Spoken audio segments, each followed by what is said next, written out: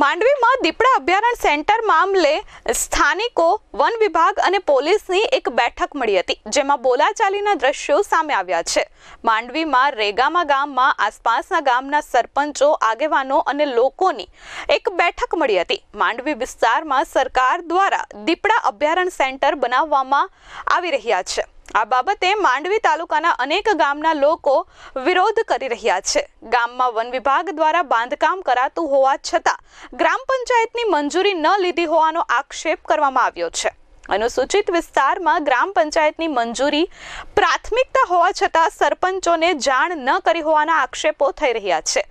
સ્થાનિક લોકોનો વિરોધ છતાં દીપડા અભયારણ્ય બનાવવામાં આવી રહ્યા હોવાના આક્ષેપ થઈ રહ્યા છે।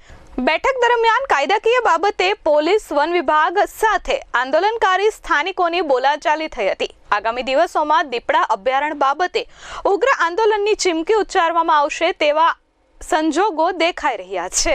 માંડવી તાલુકાના વન વિભાગની અંદર લોકશાહી અને બંધારણનો અભાવ છે, અને સાહેબ બંધારણનો અભાવ છે। બંધારણનો એટલે જે નાગરિક અને પ્રશાસન વચ્ચે જે કામ થવું જોઈએ સેતુ બનીને, એ ડાયલોગ નથી થતો, એ સંવાદ નથી થતો।